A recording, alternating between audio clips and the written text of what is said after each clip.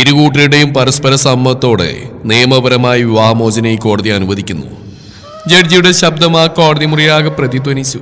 ഒരിക്കൽ സമൂഹത്തിനു മുമ്പിൽ ഭാര്യയും ഭർത്താവുമായി കഴിഞ്ഞ പ്രണയ ജോഡികൾ ഇന്ന് അതേ സമൂഹത്തിനു മുമ്പിൽ പരസ്പരം ആരുമല്ലാത്ത അന്യരായി കഴിഞ്ഞിരിക്കുന്നു. മീര ഒപ്പുവെച്ച പേപ്പർ മടക്കി പിടിച്ചു. അവളുടെ കൈകൾ വിറച്ചില്ല. ആ വിരലുകൾക്ക് പോലും അത്രയും കരുത്ത് അവളുടെ ആ കഴിഞ്ഞുപോയ ജീവിതം പകർന്നു നൽകിയിരുന്നു. കോടതിക്ക് പുറത്തിറങ്ങുമ്പോൾ റസിയ അവളെയും കാത്തുന്ന പോലെ അവിടെ നിൽക്കുകയായിരുന്നു. പരസ്പരം കാണെ രണ്ടുപേരുടെയും കണ്ണുകൾ ഒരുപോലെ നിറഞ്ഞു. നമ്മുടെ വിധി അല്ലേ ചേച്ചി? റസിയ ഒരു തരം നിർവികാരതയോടെ മീരയോടായി ചോദിച്ചു. അതിന് കണ്ണീരിൽ കുതിർന്ന ഒരു വാടിയ പുഞ്ചിരിയായിരുന്നു മീരയുടെ മറുപടി. ഒരേ വിധിയിൽ തകർന്ന രണ്ട് ജീവിതങ്ങളായിരുന്നു റസിയുടെയും മീരയുടെയും. അവരങ്ങനെ നിൽക്കുമ്പോഴായിരുന്നു അവരുടെ ഭർത്താക്കന്മാർ കോടതി മുറിയിൽ നിന്നും പുറത്തേക്ക് വന്നത്. അവരെ കാണെ മീരക്കും റസിയക്കും അവിടെ രക്തം തിളക്കുന്ന പോലെ തോന്നിയെങ്കിലും കോടതിയാണെന്ന് ഓർക്കിയ രണ്ടുപേർക്കും സമാധാനത്തിൽ നിന്നു.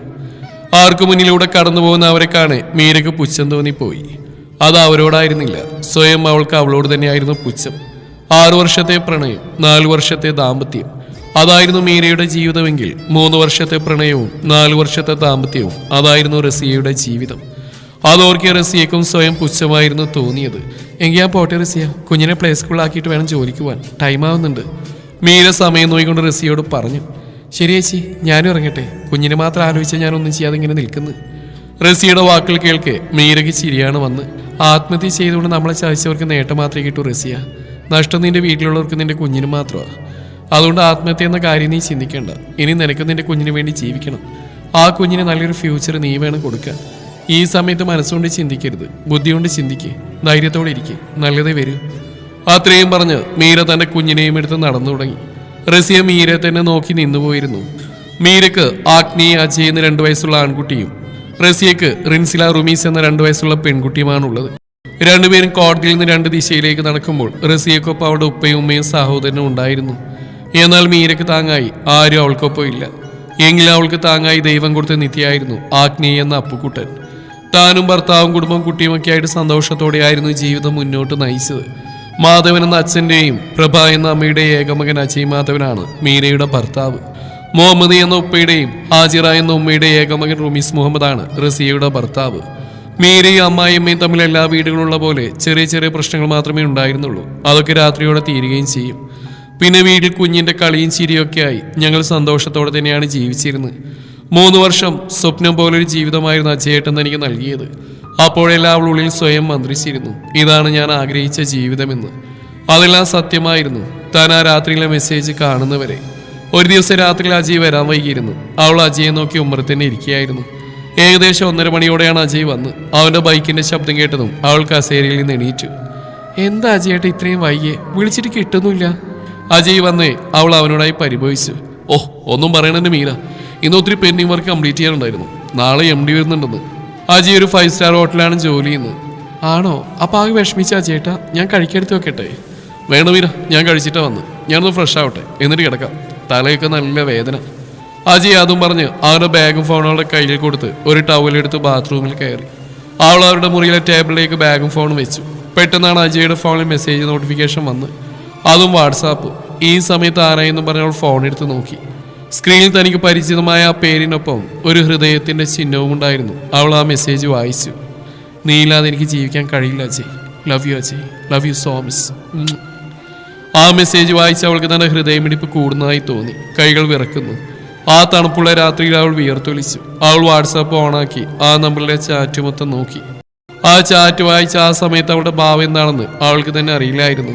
ഒരു ശൂന്യതയായിരുന്നു അവളിൽ ആ സമയം. അവളുടെ ഹൃദയം തകർന്നടഞ്ഞ രാത്രിയായിരുന്നു അത്. അതേസമയം റസിയ എന്ന അവളുടെ ജീവിതവും അതേ രാത്രിയിൽ അതുപോലെ വാട്സാപ്പ് ചാറ്റിൽ തകർന്നടിയുകയായിരുന്നു. മീരയുടെയും അജയുടെയും കല്യാണത്തിന് 3 മാസം മുമ്പാണ് റസിയുടെയും റുമീസിന്റെയും വിവാഹം കഴിഞ്ഞത്. റുമീസും അജയും 13-ാം വയസ്സ് തൊട്ട് സുഹൃത്തുക്കളാണ്. അങ്ങനെയാണ് അജയുടെ വിവാഹശേഷം മീരയും റസിയും സുഹൃത്തുക്കളാവുന്നത്. റുമീസും അജയ് ഒരേ സ്ഥലത്താണ് ജോലി ചെയ്യുന്നത്. കഴിഞ്ഞുപോയ ഓരോ കാര്യങ്ങൾ അവൾ ആ യാത്രയിലൂടെ നീളം ഓർത്തുകൊണ്ടേയിരുന്നു. റസിയുടെ അവസ്ഥ മറിച്ചായിരുന്നില്ല. മീര തന്റെ കുഞ്ഞിനെ പ്ലേ സ്കൂളിലാക്കിയ ശേഷം ജോലിക്ക് പോയി. അവൾ ആ രാത്രിക്ക് ശേഷം അജയുമായി അകൽച്ചയിലായിരുന്നു. ഒടുക്കം ഇനിയും തുടരാൻ കഴിയില്ലെന്ന് മനസ്സിലാക്കി അവൾ തന്റെ കുഞ്ഞുമായി ആ വീട് വിട്ടിറങ്ങിയിരുന്നു. കുറച്ച് സ്വർണ്ണമുണ്ടായത് വിറ്റൊരു കുഞ്ഞ് അപ്പാർട്ട്മെന്റ് വാടകയ്ക്കെടുത്തു. അത്യാവശ്യം വേണ്ട വീട്ടു സാധനങ്ങളും വാങ്ങി. കുഞ്ഞിനെ അടുത്തുള്ള പ്ലേ സ്കൂളിൽ ചേർത്തു. കുഞ്ഞിന്റെ സ്കൂളിനടുത്ത് തന്നെയുള്ള ഒരു ഹോൾസെയിൽ തുണിക്കടയിൽ ബില്ലിങ്ങിൽ ജോലി കയറുകയും ചെയ്തു. അവൾക്കും കുഞ്ഞിനും ജീവിക്കാനുള്ള വരുമാനം അവൾക്ക് ആ ജോലിയിലൂടെ കിട്ടുന്നുണ്ട്. റസിയ ആദ്യമൊക്കെ വീട്ടിൽ അടഞ്ഞിരുന്നെങ്കിലും വീട്ടുകാരുടെ നിർബന്ധം മൂലം അവളും ചെറിയൊരു ജോലി കയറിയിരുന്നു. അത്യാവശ്യം വരുമാനം അവൾക്കും കിട്ടുന്നുണ്ട്.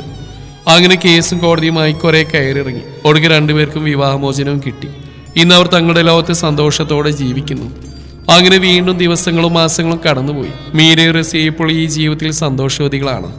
എങ്കിലും മറക്കാൻ കഴിയാത്ത ഓർമ്മകൾ ഇന്നും അവരുടെ ഉള്ളിൽ ഭദ്രമാണ്. മീരയും റസിയ അന്ന് കോടതിയിൽ നിന്ന് ഇറങ്ങിയതിനു ശേഷം പിന്നെ കണ്ടിട്ടില്ല. ഇടക്കൊക്കെ പരസ്പരം വിളിക്കും. വിശേഷങ്ങളൊക്കെ തിരക്കി കോൾ അവസാനിപ്പിക്കും. ഒരിക്കൽ മീര തന്റെ കുഞ്ഞുമായി ബീച്ചിൽ പോയി. തിരമാലകൾ കരയെ ചുംബിച്ചുകൊണ്ട് പിൻവാങ്ങുന്നുണ്ട്. അതുകണ്ട് മേഘങ്ങൾ നാണത്താൽ ചുവപ്പ് രാശി പടർത്തി പരന്നു കിടക്കുന്നു.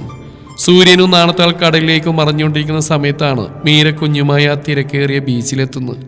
ഇതുപോലുള്ള കറക്ക അമ്മയ്ക്കും മകനും ഇടയ്ക്കുള്ളതാണ്. പെട്ടെന്നാണ് മീരയുടെ ശ്രദ്ധ സൈഡിലെ ബെഞ്ചിലിരിക്കുന്ന രണ്ടുപേരിൽ പതിഞ്ഞത്.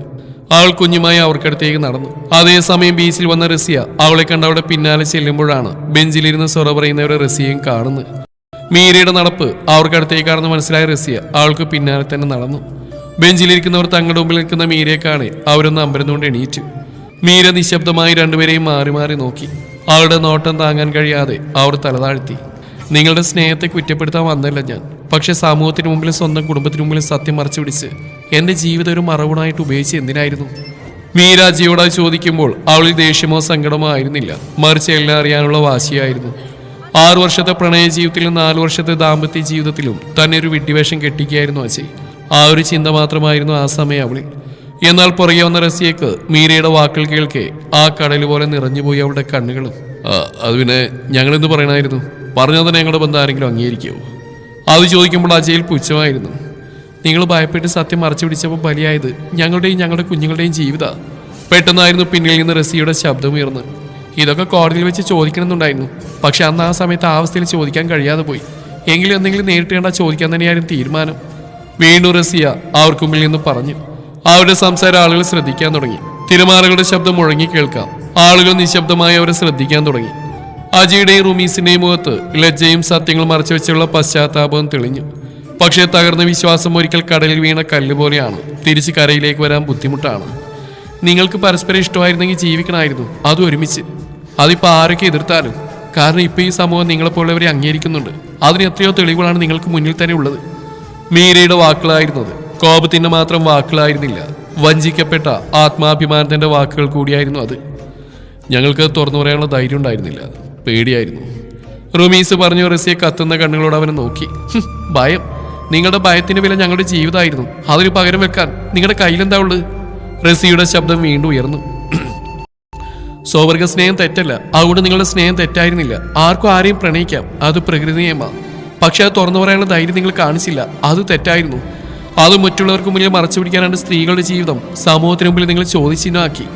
ഞങ്ങളുടെ ജീവിതം തന്നെ നിങ്ങൾ തകർത്തു. ഒപ്പം 2 കുഞ്ഞുങ്ങളെയും തന്നു. ഇന്ന് ആ കുഞ്ഞുങ്ങളുടെ ജീവിതം പോലും നിങ്ങൾ ചോദ്യചിഹ്നമാക്കി. അത് തെറ്റായിരുന്നു. മീരയുടെ വാക്കുകൾ ഉറച്ചതായിരുന്നു.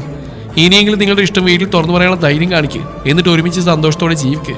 ഇനി ആരുടെയും ജീവിതം തകർക്കരുത്. റസിയ അത്രയും പറഞ്ഞു. മീര റസിയെ നോക്കി. റസിയ മീരയ്ക്ക് ഒരു പുഞ്ചിരി നൽകി. മീര തിരികെയും. മീരയും റസിയും തങ്ങളുടെ കുഞ്ഞുങ്ങളുമായി തിരിഞ്ഞടന്നു. അവർക്ക് പിന്നിൽ ഒരിക്കലും നേരിടാൻ ധൈര്യം കാണിക്കാത്ത സത്യങ്ങൾ മറച്ചു പിടിച്ച് അജയ് റുമീസും ശീലകണക്കെ നിന്നു. സ്നേഹം ഏത് രൂപത്തിലായാലും അത് പവിത്രമാണ്. പക്ഷെ സത്യമില്ലാത്ത സ്നേഹം നടിച്ച് മറ്റാളുടെ ജീവിതത്തെ സ്വന്തം ജീവിതത്തിന്റെ മറവിടമാക്കി മാറ്റുമ്പോൾ ഓർക്കുക, അതൊരു നീണ്ട വഞ്ചനയാണ്. ആ വഞ്ചനയെ സ്നേഹം എന്ന വാക്കുകൊണ്ട് ഒരിക്കലും ന്യായീകരിക്കരുത്. അപ്പൊ മീരയും റസിയും അവരവരുടെ കുഞ്ഞുങ്ങളുമായി സന്തോഷത്തോടെ ജീവിക്കട്ടെ. അജയ് റുമീസും സത്യം കാണിക്കാത്തിടത്തോളം ഉള്ളു നിറഞ്ഞ് സന്തോഷിക്കാൻ അവർക്ക് കഴിയില്ല. അതുകൊണ്ട് അവർ എത്രയും വേഗം സത്യങ്ങൾ തുറന്നു പറഞ്ഞ് സന്തോഷകരമായ ഒരു ജീവിതം നയിക്കട്ടെ. അവർക്കും കൂടി അവകാശപ്പെട്ട ഭൂമിയിൽ, സമൂഹത്തിൽ അവർ ഒരുമിച്ച് ജീവിക്കട്ടെ.